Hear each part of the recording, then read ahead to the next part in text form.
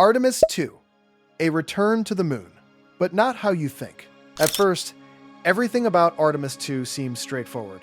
A new mission, a return to the moon, astronauts going farther than any human has in decades. It should feel like progress, and in many ways, it is. But when you look closely, there's something that doesn't quite make sense. Because for all the technology we have now, for everything we've learned since Apollo, we're not landing. Not yet. Artemis II will send astronauts around the moon. A full mission. A major milestone, but they won't touch the surface. And that's strange, because we've already done that in 1969 and multiple times after, with less advanced technology, less data, less experience. So the question becomes unavoidable. Why aren't we going straight back? Why this step? Why this caution? At first, the answer seems simple. Testing, safety, preparation. That's the official explanation. And it makes sense on the surface. But the more you look at the details, the more it starts to feel like something else. Because Artemis II is not just a repeat of Apollo. It's more controlled, more measured, almost careful in a way we didn't expect. Every decision seems deliberate. Every step slower than it needs to be. And that raises a different kind of question. Not about what we're doing, but about what we're unsure of. Because when progress slows down, it's usually for a reason. And when a mission is this important, that reason matters. So the real question isn't, why aren't we landing yet? It's this. What is Artemis II trying to confirm before we do? At a glance, Artemis II looks like a simple step forward. A crewed mission, a return to deep space, a test before landing again. That's the official narrative. And technically, it's correct. But when you compare Artemis II to Apollo missions, something stands out. The approach is completely different. Apollo moved fast, from the first human orbit of Earth to landing on the moon, in less than a decade. It was aggressive, direct, focused on reaching the surface as quickly as possible. Artemis is not doing that. It's slower, more structured, layered with steps that feel deliberate. And Artemis II sits right in the middle of that structure. Not the beginning, not the end, but a checkpoint. Because this mission is not just about going around the moon. It's about verifying systems under real conditions. Life support, navigation, deep space exposure. Everything is being tested, but not rushed. And that's important, because if this were just about repeating Apollo, we wouldn't need this level of caution. We already know how to reach the moon. We've done it. But Artemis is treating it differently, as if the moon is not the same destination anymore, as if the environment we're going back to requires a different level of understanding. And that's where things shift. Because Artemis II is not just a mission, it's a signal that returning to the moon is not as simple as it sounds, that something about this new phase of exploration is more complex than before, more uncertain, and maybe more demanding. The mission looks familiar, but its purpose is not. And once you start looking at it that way, the rest of the decisions begin to feel different too. The obvious question is the simplest. 1. If we've already landed on the moon, why aren't we doing it again right now? On paper, it shouldn't be this complicated. We have better technology, more data, more experience. So why does Artemis take multiple steps before even attempting a landing? The official answer is safety. Test the systems, validate the hardware, reduce risk. And that's true. But it's not the full story, because landing on the moon today is not the same as landing during Apollo. Apollo missions were short. Land. Stay briefly. Leave. Days, not months. They didn't need long-term stability. They didn't need to build anything. Artemis is different. This time, the goal is not just to visit, it's to stay, to build infrastructure, to create a sustained presence, and that changes everything. Because when you plan to stay, every uncertainty becomes a problem. The surface needs to be stable, resources need to be reliable, conditions need to be predictable. And right now, they're not fully understood.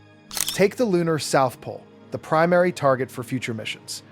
It's one of the most interesting regions on the moon, but also one of the least explored. Extreme shadows, extreme cold, unmapped terrain.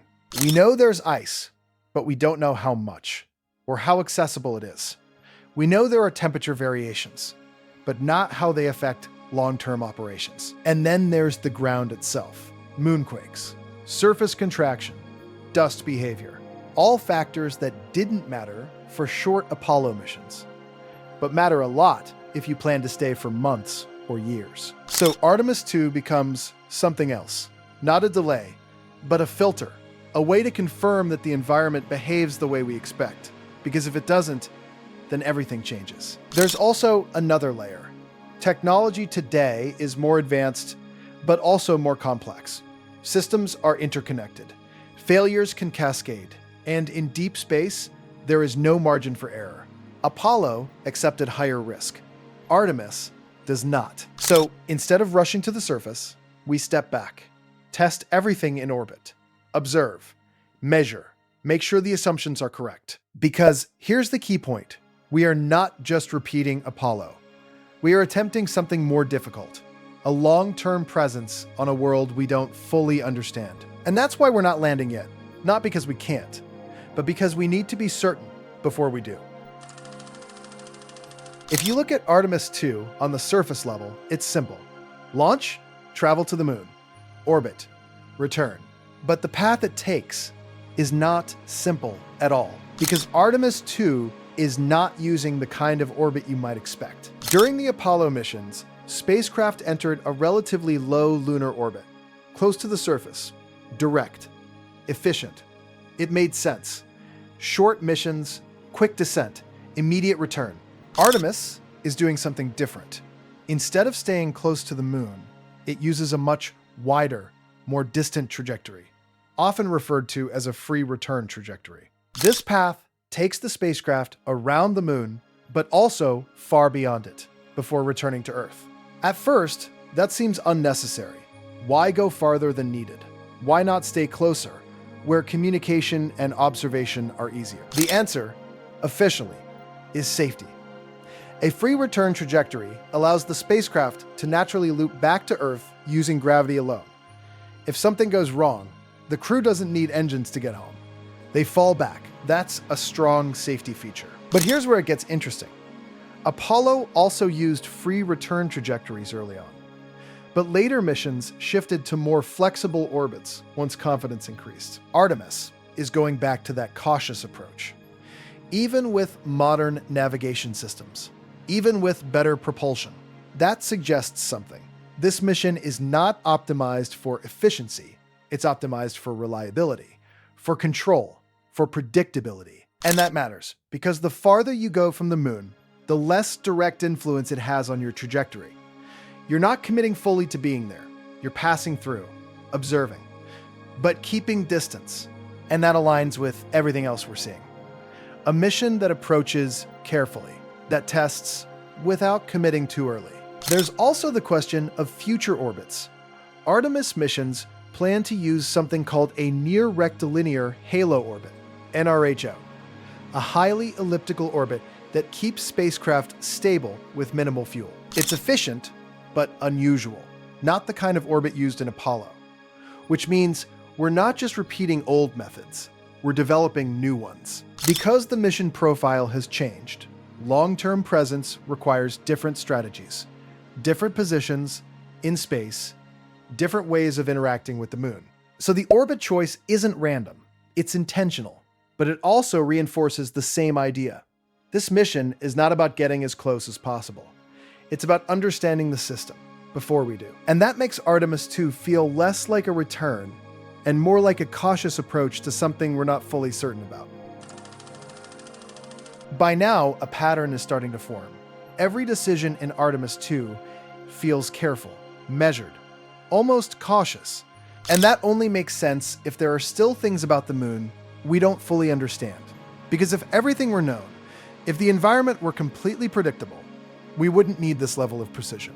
But the moon still holds uncertainties, and they're not small. One of the biggest is seismic activity. We know the moon experiences moonquakes.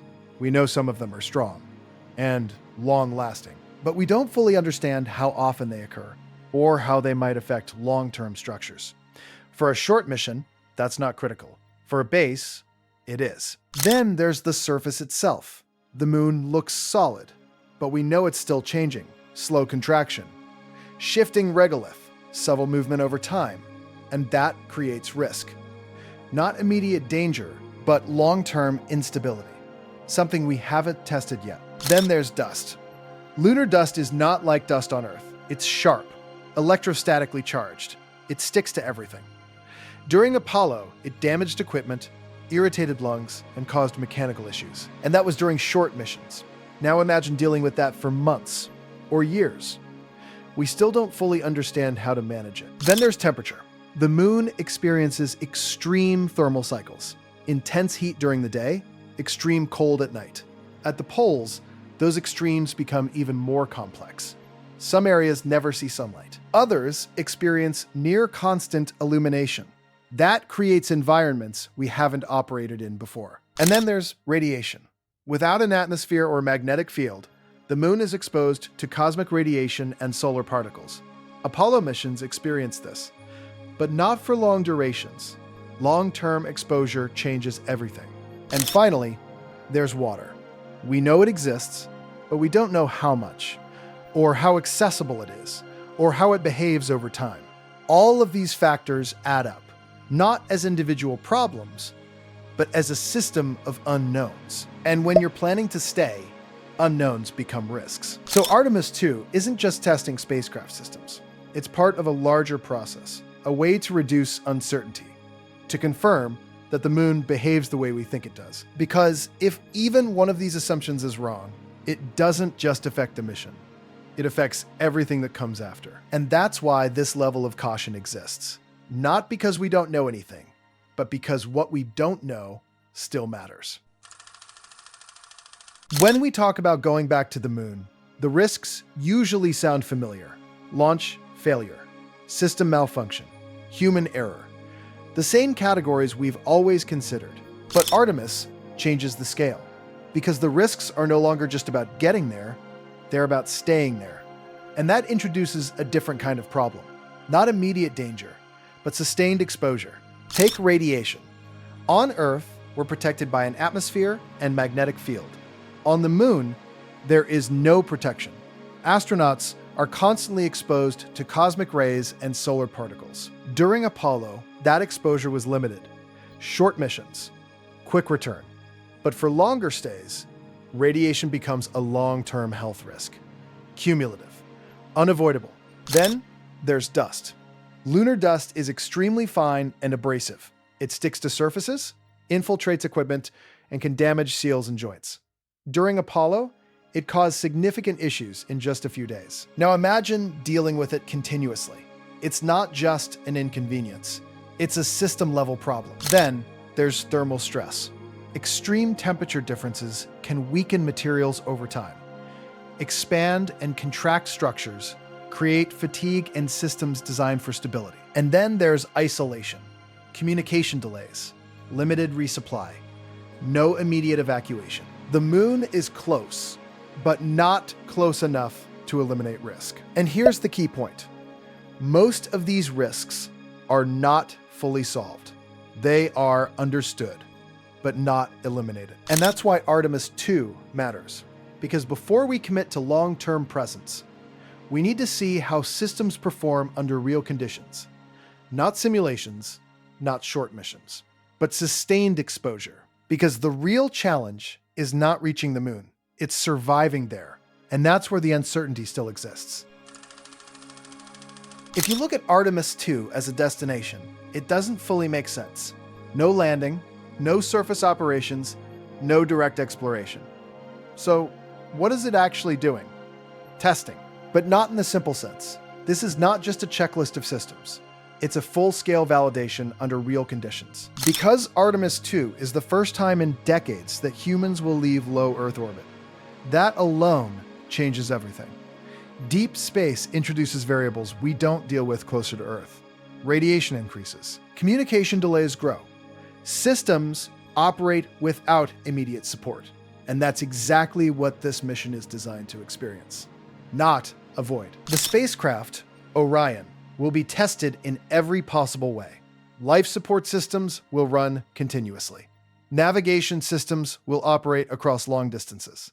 Crew operations will be evaluated in real time. But beyond the technical side, there's something else. Human response. How the crew adapts to deep space conditions. How systems perform over time. How everything works together. Because long-term missions are not just about technology. They're about reliability, consistency, and understanding how all the pieces behave as a system. That's why Artemis II feels different. It's not trying to achieve a dramatic milestone. It's trying to remove uncertainty. Every hour in deep space is data. Every system behavior is a confirmation or a question. And that matters more than reaching the surface right now. Because if something fails in orbit, it can be corrected. If it fails during a landing mission, the consequences are much higher. So Artemis II becomes a filter, a way to test everything before committing to the next step. And that's why it feels cautious, because it is.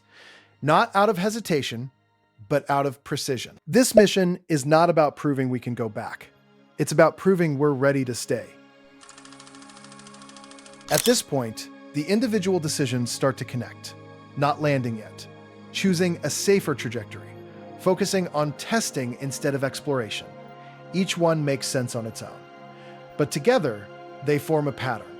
A consistent approach. Caution over speed. Verification over assumption. Observation before commitment. This is not how Apollo operated. Apollo was driven by urgency. Artemis is driven by precision. And that shift tells us something important. We are not returning to the same moon. Not in the way we think. The destination is the same, but the mission is different. Because this time, we're not just visiting. We're planning to stay. And staying requires certainty. Or at least as much certainty as we can get. Every decision in Artemis II reflects that. Minimize unknowns, reduce risk, confirm behavior. And when you step back and look at it, it doesn't feel like hesitation. It feels like recognition. That the moon is not fully understood. That assumptions are not enough. And that before we take the next step, we need to be sure. Not just that we can go back, but that we know what we're going back to. Artemis II is not the goal. It's the threshold. What happens after it depends on what we learn. Because if everything works as expected, the next step is clear. Landing, building, staying. But if something doesn't, if systems behave differently, if conditions are more complex than anticipated, then the timeline changes, the approach changes, possibly the entire strategy. And that's why this mission matters. Not just for what it does, but for what it confirms. Because the future of lunar exploration depends on one thing: confidence. Confidence in the technology, in the environment, in the assumptions we're making. Artemis II is designed to build that, or reveal where it's missing. And that outcome doesn't just affect the moon. It affects everything beyond it. Mars, deep space missions, long-term human presence outside Earth. This is where we test whether we're ready. At first, Artemis II feels like a delay, a step that shouldn't be necessary. But when you look closer, it makes sense. Because we're not just going back to the moon, we're preparing to stay.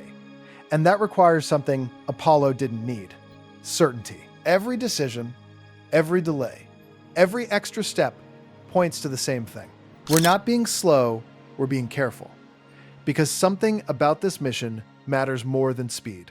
And the fact that no one explains it directly might be the clearest sign of all.